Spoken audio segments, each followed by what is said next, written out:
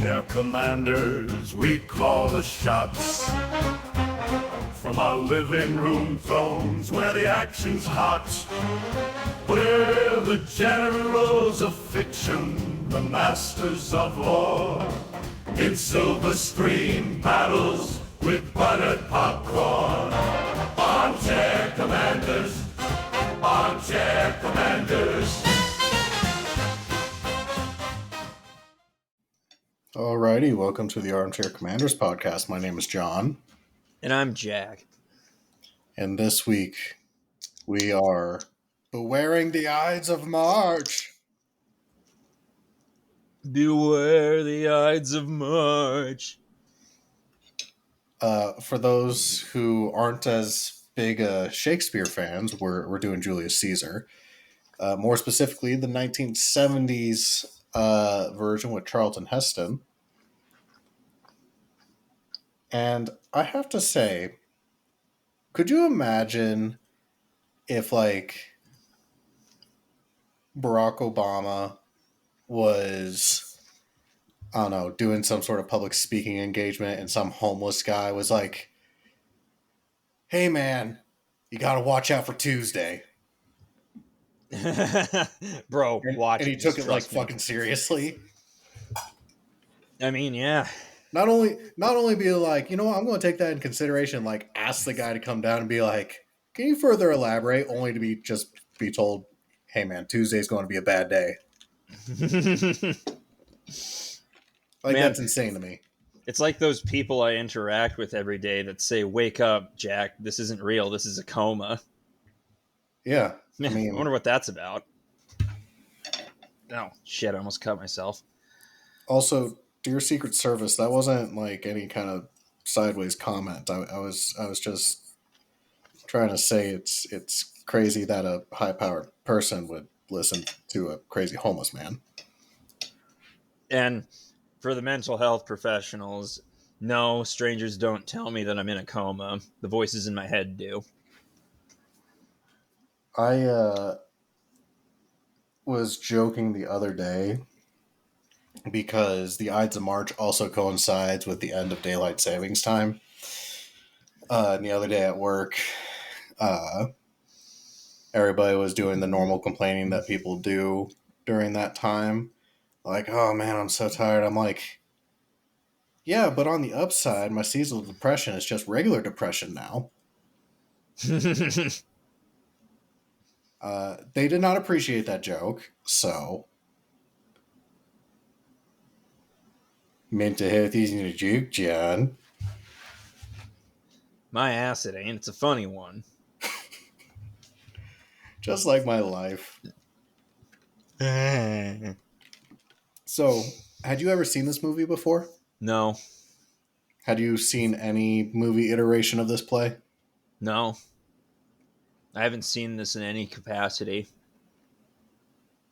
Now, the real question here is, did you read this play in high school? No. For, like, English? No. No? We did, however, read through The Crucible. Yeah, I mean, we did that too, but I always find this to be an interesting conversation, talking to people who went to, like, different high schools or went to school in different states. Because, like, Miranda read Romeo and Juliet and I think, like, Hamlet. I don't know if we did Hamlet, but we did Romeo and Julieta. Did you do any other Shakespeare plays? Maybe. I don't know. We might have covered it in my mythology and theater class, but I only cared about the mythology part of that. And we sure as shit didn't talk about it in actual theater class because we just watched movies. Ah, yes. The AV cart. The, Wait, actually, no, it was drama class. The old wheelie cart with the TV on it. You knew you were in for a good day. We had a projector. It was a secret weapon of every alcoholic teacher. Not like a real projector, but a digital film projector that like hangs from the ceiling and shit. We I don't know. I feel like maybe my English program in high school was really good then because we did Romeo and Juliet, we did Julius Caesar, and we did Othello. But actually, no, I take that back. We did kind of do Shakespeare in drama class, but it was this comedy troupe that parodies them live. I forget what they're called. Monty Python. No. Oh, seems like something they would do. Um, so the version we watched for today's review was the same version that I was shown in high school. And it did not hold up as well as I remember it being. Yeah. I think I had some like rose colored glasses situation going on because so like for me Shakespeare, and I think a lot of high school kids probably experience this. Uh, I thought it was the stupidest shit ever. I did not appreciate it much at all. Um, at least when we did those other plays. And it wasn't until we read Julius Caesar that it like finally clicked for me. Like Julius Caesar is the play that changed my mind and got me to appreciate Shakespeare. Uh, Um, what? I'm sorry. What'd you say changed your mind on Shakespeare? Julius Caesar was. Ah, Um, it was the first play that actually kind of resonated with me. It was the first play that Shakespeare's stupid jokes actually like landed for me. Um, so I it's a personal favorite of mine. So like I said, I came into this film a bit biased. That being said, I didn't think it was that good this time around watching it. Like I still love the story, but just like this film adaptation of it was not that good. honestly, I'm really, really glad you said that because I wasn't a huge fan of this movie either. Well, let's start with your. I guess my first question is, what do you think of the overall story, and then we can get into the movie aspect of it. Man, I just heard about Caesar. That's damn.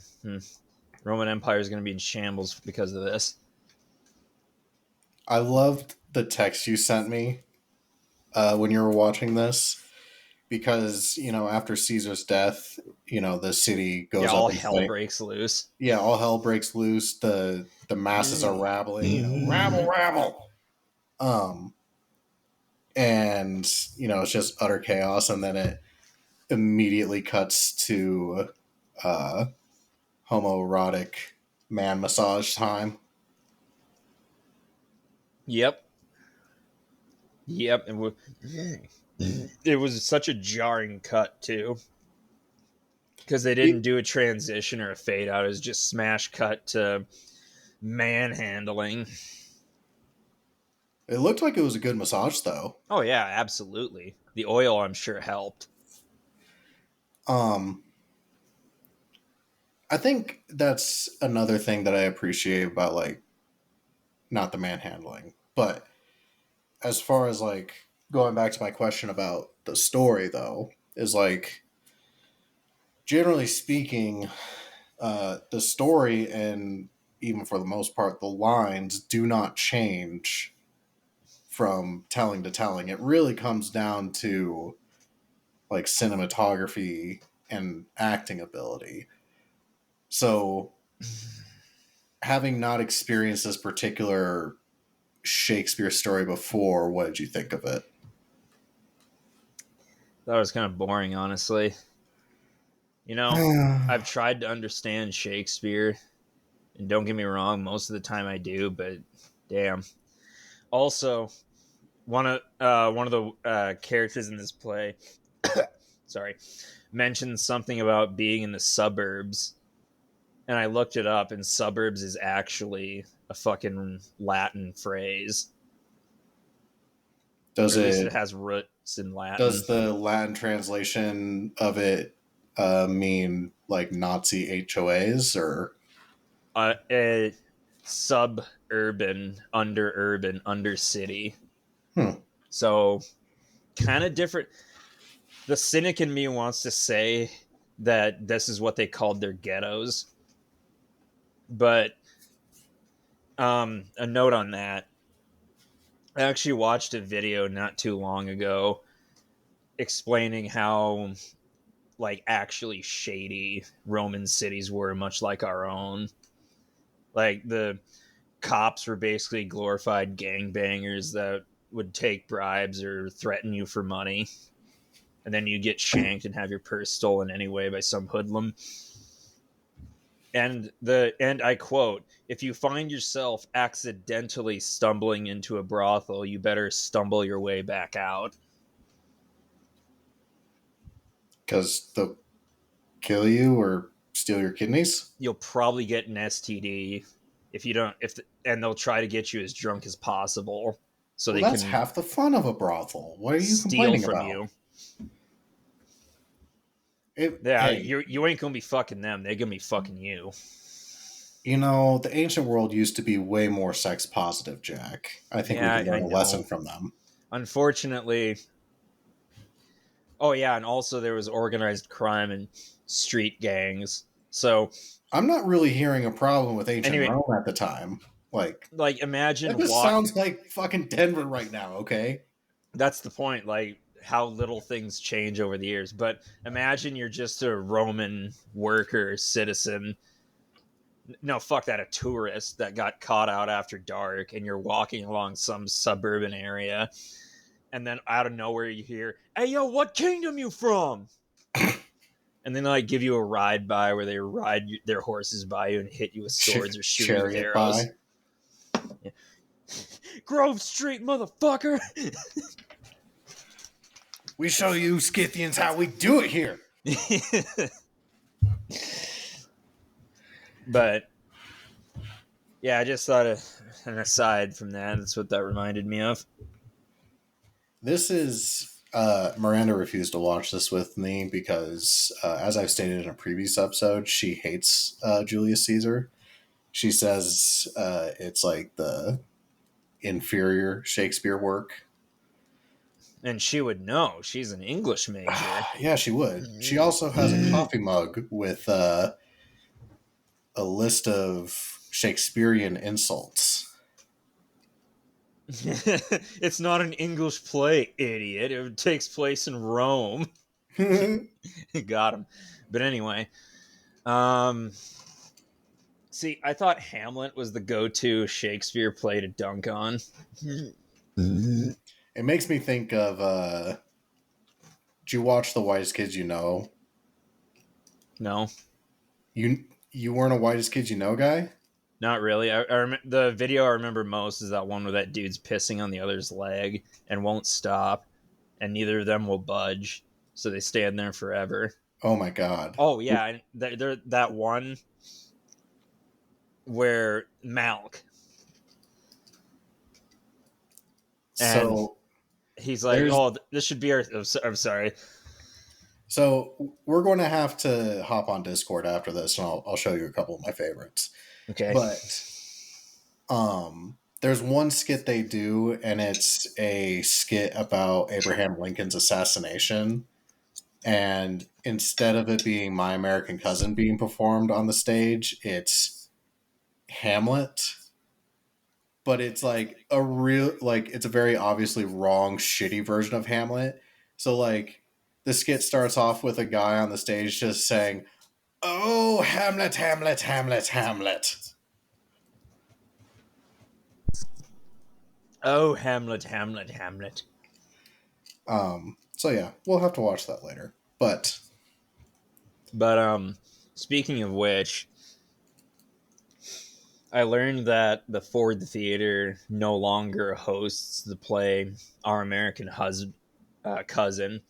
I wonder why.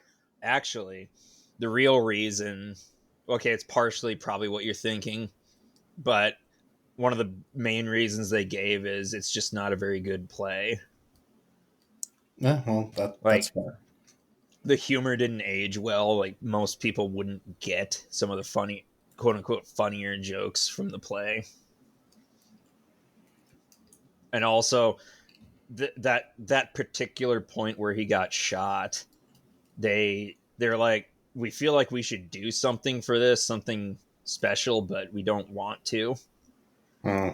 And they can't really think of anything to do that wasn't in poor taste. I know they do a Christmas Carol every year. Really? When do Yeah, they do I it? think a Christmas Carol is one of those rare instances of something that doesn't age poorly. Oh yeah, it's timeless. Scaring the shit out of rich people and get them to pay their fair share. Right. Um, I don't know. I thought for me, I thought for being 400 plus years old, I thought the jokes in this movie fucking held up pretty well. It's all Greek to me. Shit-eating grin. Ha ha! It was quite humorous. And Way to create a common vernacular. What the fuck is it? Not vernacular. Fucking figure of speech. There we go. yeah, and Colloquialism. whatever. I can't talk. Yeah, and then there's that one point where apparently Shakespearean English doesn't or don't, as in don't you, and they say durst instead. Durst thou take this? Durst thou? And my only thought was, Jesus, Limp Bizkit must be really popular if they just keep dropping references to it like this. It's just one of those days. Rolling, rolling, rolling. Well, in the case of this movie, it's stabbing, stabbing, stabbing. Yeah, that was an interesting soundtrack choice that they play that song while he's being stabbed. But I remember my Latin teacher in high school You actually took lived. Latin in high school? That was an Yeah, option? didn't you? No, we had Spanish and go fuck yourself. That's what we had. We had Spanish, German, and Latin. La-ti-da. Yeah, I made the mistake of taking Latin, but the only reason I took it was because the teacher is legendary in my school district, Mr. Mick. Fucking amazing teacher. And side story about him, the New Year's party this year, there's this cute German Fraulein at one of at the party, and I asked him how to say "Can I kiss you" in German, and he taught me how to say it. And then I said it to her, and she promptly rejected me. But still, it's the thought that counts. You know what? You miss 100% of the shots you don't take. I said that to her, and she said in English, "Oh, now you speak German." And I was like, "Yeah, sure." It's a fair point. And she did that amused laugh and was like, "Well, the answer's no, but thanks for asking." And anyway, so he lived in Rome for a while, and the route to where he lived into his workplace took him right by where Julius Caesar was assassinated. I think they have a statue there now to him, don't they? Don't know, but he'd pass it, and he's like, I passed where Julius Caesar was assassinated each day, and I wanted to say it's awful rude of you to walk by it every day and not stop him at least once. Yeah, pay your respects, leave a Caesar salad behind. With a knife in it. I love little Caesars with a knife in it. For our listeners who don't follow our Instagram, we gave a little heads up about this being our episode this week. I shared a text conversation to our Instagram page, and it's just, I want to do Julius Caesar, and Jack just replied with pizza pizza. So, which also, that is a great parody. The fucking little Caesar guy getting stabbed to death. Just everybody yelling, pizza, pizza, pizza, pizza! Pizza, pizza! I should Yeah, have I should have had that for the episode today. Some Little Caesars pizza. he got stabbed by the Noid. I think we should discuss the probably the technical aspects of this film a little bit. I don't know about you. I was utterly unimpressed by Brutus in this film. Oh yeah. He looked like he was reading off a fucking cue card half the time. Like I he don't was know. like aimlessly looking at like just a random space off screen, and Well, I just mean, everything was so fucking monotone. they all kind of did that, but yeah, I agree. He was particularly bad at it. The one saving grace performance in this film was Charlton Heston as Mark Antony. And like when he did his, the speech where he turns everybody against Brutus, like I thought that was an amazing scene. But that's about the only good acting that occurs in this film. I mean, I just kind of assume that's how they acted. They can imbue a little bit of passion into it. Also, Christopher Lee was in this. I saw that. I couldn't recognize him on screen. Me neither. Or at least I didn't. I didn't know he was in it until the credits rolled, and I'm like, wait a minute. But yeah, it was like a young Christopher Lee was in this film as well. I'd also like to add that Brutus in this movie, I forget the actor, but he looked like Jeffrey Epstein. Oh my god, yes he did. I was waiting for them to kill him so he didn't let loose the details of the orgy they had. Yeah, Caesar was on the fucking flight logs. Oh, he totally would be. You don't become dictator of Rome and don't do a few shady things. Yeah, man.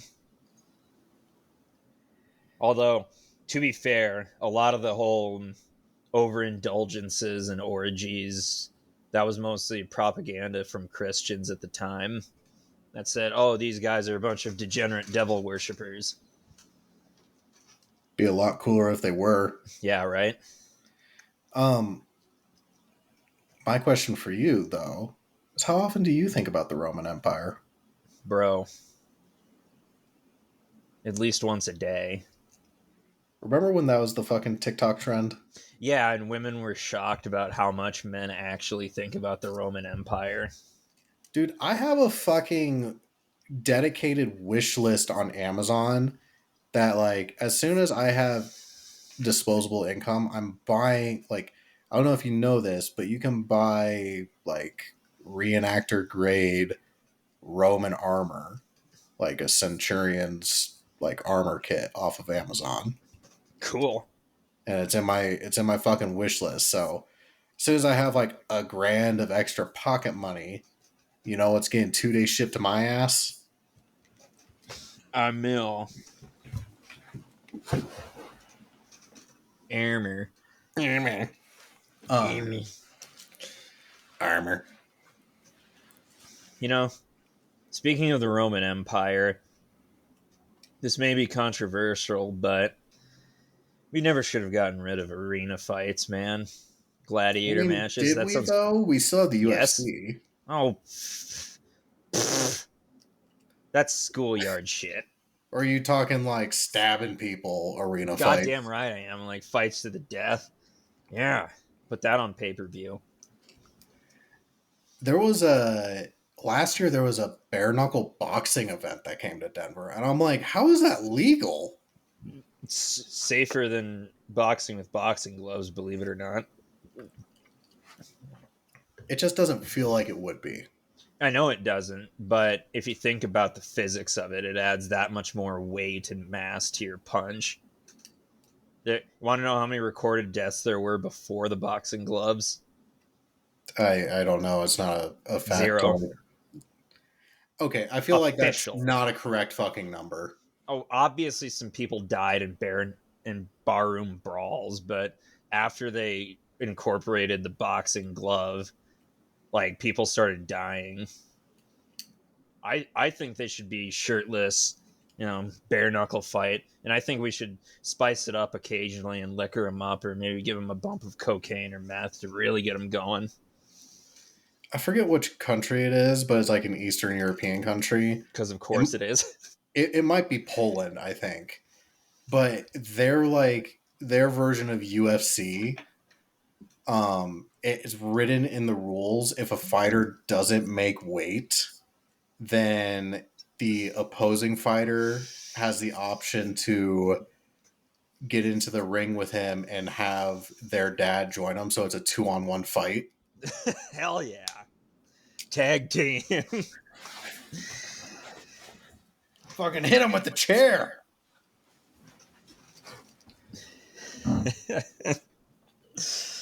The chair.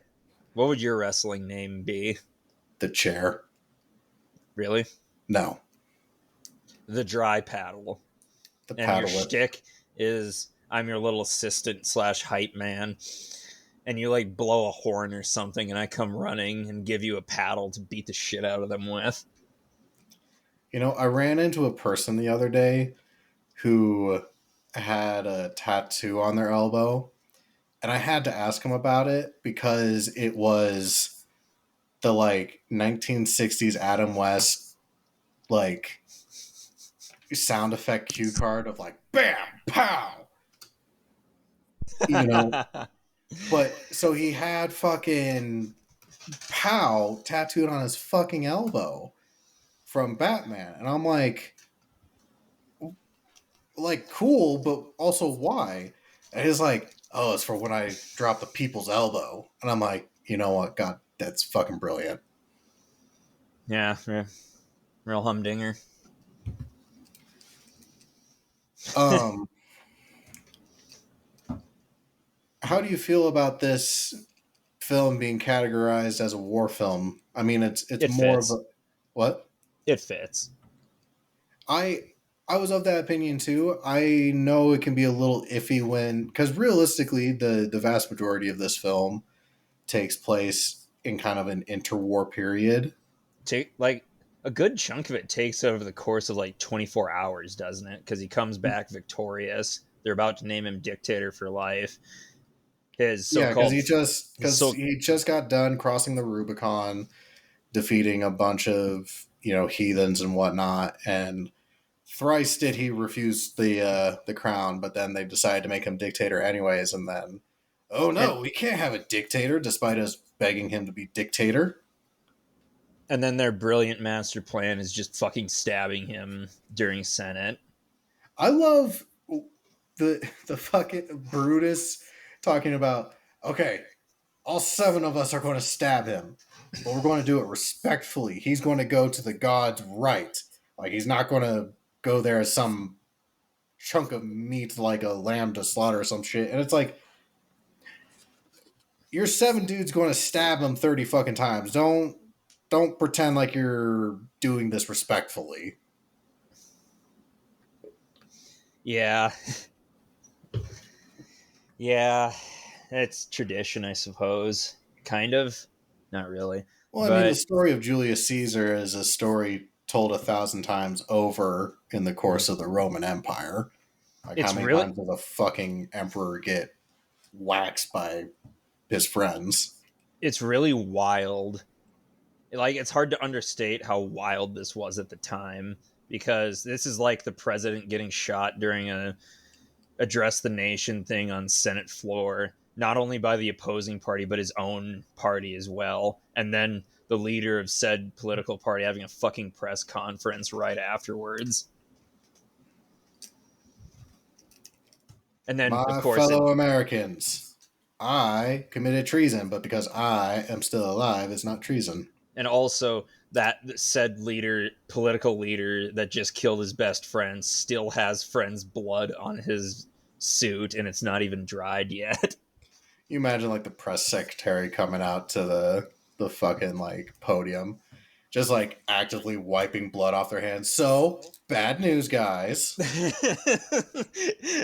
Just an obnoxious streamer vlogger voice. So I just did a thing. Oh, I wonder what the fucking thumbnail caption's going to be. we killed the president. No clickbait. And it's just them doing like the fucking soy face and pointing at his dead body. Dear Secret Service, this is not. This isn't any kind of shenanigans. We're just discussing a movie. This is purely hypothetical. I mean, what do you give the over-under on a Secret Service agent listening to this fucking podcast? Because I know we have like a KGB guy that listens. Yeah, he's a real ever since one. we fucking downloaded Crazy Horse. Yeah, we appreciate you, Vlad. Oh, sorry, Ivan. But as for Steve Fisher, our NSA agent or CIA or some alphabet soup agency watching us, fuck you, dude. At least give us some stars. Yeah, I bet you, dear Secret Service agent, I bet you didn't even leave a review of the podcast, did you? And I bet you're a pussy. Yeah. I bet I could take you in a fight. You seem like the kind of guy that would stab your best friend in the back and then just say it was for your country, huh? Don't you? And then just like turn the citizens loose on each other. You probably committed the assassination attempt yourself using those fucking stupid ass wooden swords. Also, I don't know if this movie really went into it, but there were a lot of people involved in this conspiracy, but only like 7 or 8 of them actually took a stab. Well, I mean, there's only so many times you can stab a person before I'm their just hamburger. saying. Like, I'm just saying, when it comes to get your hands dirty, people bitch out. It's like every group project I've ever had in my life, where somebody God makes damn it! You're not contributing. somebody makes the plan, but I'm always the one that has to dirty his hands. I think one of the things that really resonates with me about the assassination of Caesar is it's kind of lost, I think, on a lot of people. Like, I made the statement hamburger. That has stuck with me since high school because my English teacher, his name was Mr. Wall. Shout out to you. I doubt you listen to this, but if you happen to come across this, hi. He was very good about like explaining like the Julius Caesar language or Shakespeare language and putting it in dumb 16-year-old kid vernacular for us to understand. And he's like, okay, guys, something you need to understand. When you stab a person 30 fucking times, they just become hamburger. And that kind of ruined hamburgers for me for a solid month. It's like having hamburgers for dinner, and now I'm just thinking about dead Caesar. Yeah. I think it would have been funny if I like put a hole in my drywall or punched a hole in the wall and then just sent you a picture of it and saying, and Brutus too? How could he? I just heard about Caesar. I'm so fucking mad right now. I love the symbolism. Like, oh, it wasn't the 30 fucking stab wounds that killed him. It was Brutus's betrayal. Like, fuck you.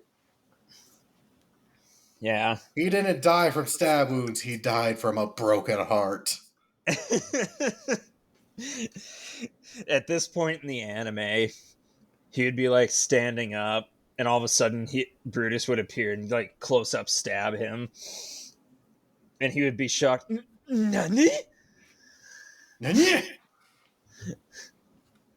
And like they'd share a tearful moment. He'd be crying, said, "You too, Brutus."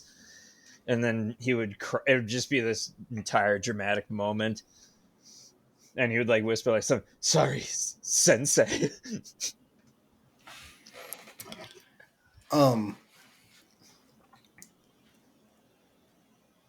What did you think of our battle scene in this movie?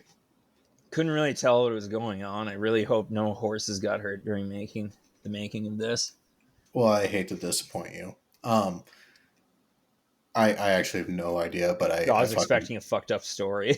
no, I fucking doubt that they had an animal rights activist on the set to make sure the horses were fine, though. Like, because this is 1970. Yeah. Yeah. America needed healing from the Tet Offensive, and this movie delivered kind of, not really. You know what's crazy to me is that this was a passion project of Charlton Heston's. So one of the first movie performances he ever did. So he was in the 1950 version of Julius Caesar also, and he played Mark Antony in that version also. So 20 years apart, he plays the exact same fucking role. That's dedication. Yeah. It very obviously shows that he cares about, one, this character, and two, the fucking story. And he absolutely threw his co-stars under the fucking bus when this movie came out. He's like, none of them gave a shit. They were all fucking terrible, this, that, and the other. I'm like, I mean, if you care about it, sure. But also, at a certain place, like, couldn't you have talked to them during filming? Be like, hey, man, you think you could put a little more emphasis on this line or something? Yeah, and that is kind of a dick move, talking shit about them, but yeah. I mean, this is also like peak Charlton Heston fame because he's like in the last couple of years or in the couple of years preceding this film, he had done Ben-Hur and the Ten Commandments. So he was, you know, top of the mountain at that point. Yeah. And it was also like pre him becoming a like crazy political activist. How crazy we talking? President of the NRA and like went on a whole like culture wars killing America kind of tirade. Okay, that answers that. That was like really late in his life though. He switched his political affiliation during the Nixon presidency, if that helps you understand. Oh, yep. And he was a for Nixon guy. Yeah, here it is. Democratic before 1987, but Republican after 87.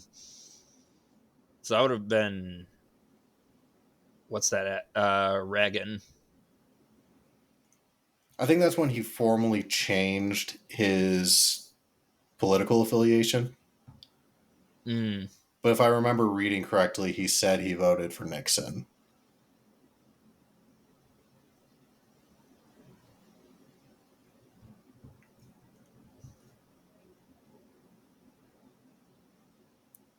Which, do you think that Washington Post movie counts as a war movie? What Washington Post movie? The one with Tom Hanks and Meryl Streep. Streep? Streep. But also what? We saw it together in college. It's the McNamara thing. I vaguely remember that movie. I remember that they never showed Nixon's face. They just showed him from the back and played sinister music. Yeah. It was always just like a silhouette of Nixon. Yeah, and he's on the phone talking like he normally does. I mean, it's all about them uncovering like a cover up about the Vietnam War. It just all takes place at the Washington Post building, though. Now I'm trying to remember because the Post. That's right. December 2017. I think we should add it to the list. Yes. It might not be like a war movie, but I think there's definitely an argument to be made for it. Yeah. Yeah. So Yeah. what are you drinking tonight? So I got a big case of knockoff Mountain Dew called Mountain Lightning. Do you know what my favorite knockoff Mountain Dew Mountain is? Drop. No. What? You have to go way the fuck north in Minnesota, up by like the Boundary Waters, basically Canada. It's called Cosmic Mountain Monkey Blast.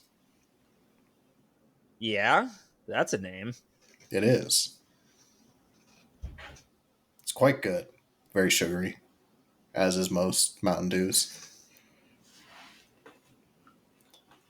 I am I am drinking a McDonald's Diet Coke because the Ides of March, as well as coinciding with daylight savings time ending, also coincides with the beginning of Lent. And if our listeners recall, my vice I usually give up for Lent is alcohol. So I gave up spirituality for Lent. I make that joke every year. it's very clever. Yeah, I know, very original. But I kind of did something similar with dry January, so I ain't gonna judge.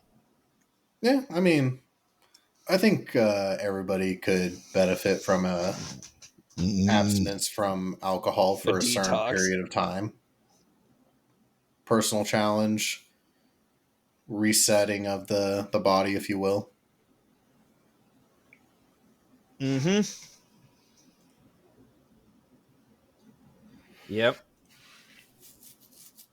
So Do we have anything else about this movie?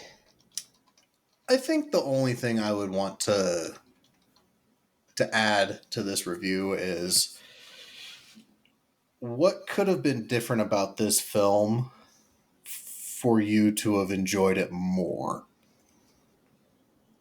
For it, instead of stabbing him, shooting him. Oh, that actually would be kind of interesting. Doing like you know how Leonardo DiCaprio did the like a modern adaptation of Romeo and Juliet, but it was like The gang. dialogue was the same, but it was set in modern day Venice Beach or Yeah, Verona Beach. like doing a similar type vibe with Julius Caesar. I think has a lot of potential. Oh yes, absolutely. Potential for what I'm not sure, but When it'll be Portia there. eats fire, instead of her swallowing a piece of coal, she just gets popcorn lung from a vape. Yep.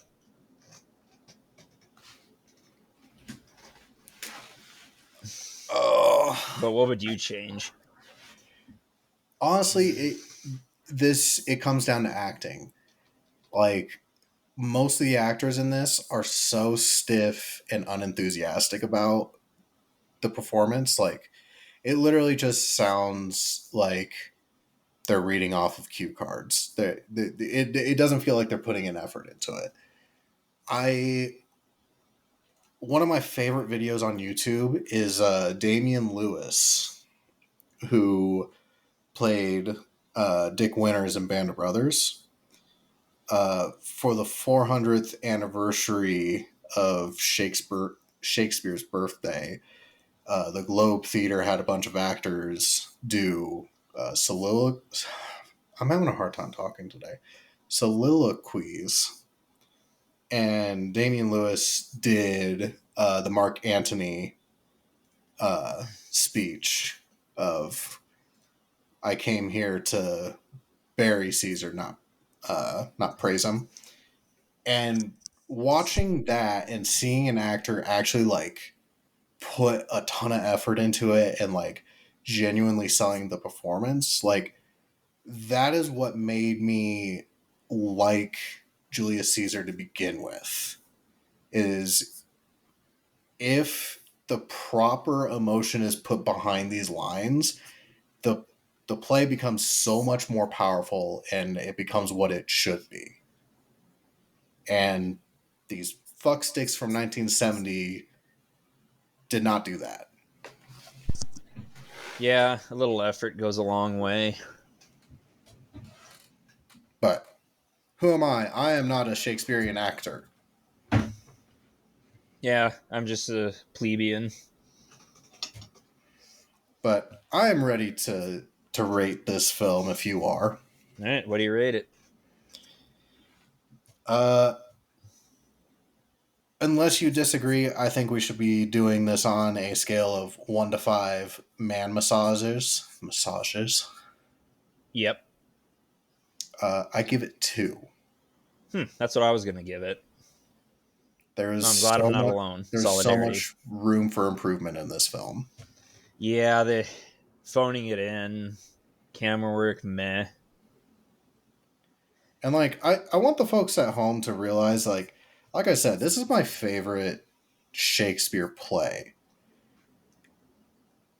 The only reason it's getting this score is because it was a poorly done adaptation of it. Yeah, but want to see what Rotten Tomatoes says about it? Absolutely. So 96 on the tomometer, 81% on the popcorn rating. Do you have the right one pulled up?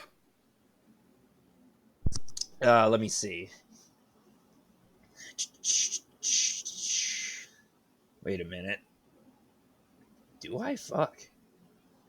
No, I Because don't. there's like 3 or 4 of them. It's the 1971. Yeah, I was looking at the 53 one by mistake. 2002. Fuck out of here. Great, all right. Here it is.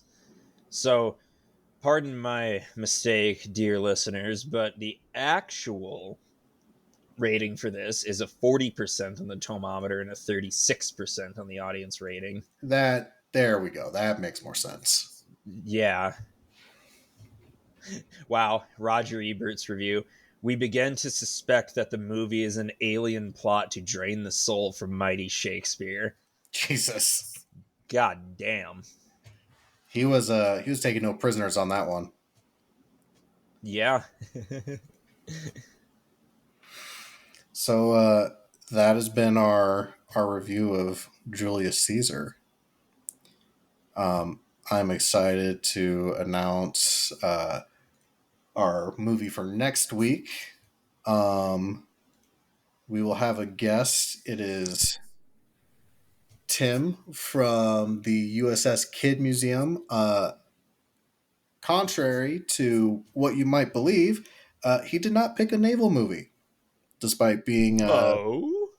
yes, despite the fact that his ship, uh, our listeners might have recalled, he did Greyhound with us because the ship that he works at was used for the filming of that movie. He is getting out of that because he said he's been sitting on a film for over a year that he's been meaning to watch but has never actually sat down to do it. He is requesting The Dam Busters. Ooh. I actually recognize this movie I because have not seen this movie. I'm very familiar with the story and the historical event around the Dam Busters. So I'm quite interested to see how this turns out. there's a scene in this movie that inspired a very iconic scene from the original Star Wars movies, and you'll know it when you see it. Okay. Challenge Yeah. accepted. I bet you I won't notice it. I bet you I'm going to walk away and make popcorn during that scene. Or get up to piss or fall asleep. Also, since I know that you gave this movie a bad review, I feel more comfortable admitting this. Yesterday, I tried to watch it when I got home from work. I got about 30 minutes in, got bored out of my goddamn mind, paused it, and I must have fucked something up, and I closed my laptop. And I, went and took a quick cat nap. And then when I woke up, I went back out and checked it. And apparently it had unpaused itself and was playing during my nap, and I fell asleep, and it was like 3 minutes away from the end. So you when had the people were, ending spoiled for you. oh yeah, Caesar getting assassinated. That was really out of left field. But no, like I just saw a bunch of men standing around. One of them was very clearly dying, but Yeah. I didn't realize that he had jumped onto another person's sword. Yeah. For someone who talks about honor a lot, just taking a quick exit out doesn't seem like you stood in front of an entire crowd, be like, "Hey, man, I did this for you." Like, stand by it once it's time to face the music, you know. Yeah, But own up to it. who am I? I don't live in ancient Rome, so not to mention suicide by sword sounds awful. It's very painful. Um, the fuck was I going to say? Oh, I also fell asleep during this. Granted, I was up late last night when I started it, but don't feel bad about that. All right, And this is a I safe I space. like this story, and I still fell asleep during this movie. Man, I So feel like I should have liked it more being as I'm a theater kid, but I just couldn't. and it's fine. Like I like Julius Caesar. Not everybody does. Also, like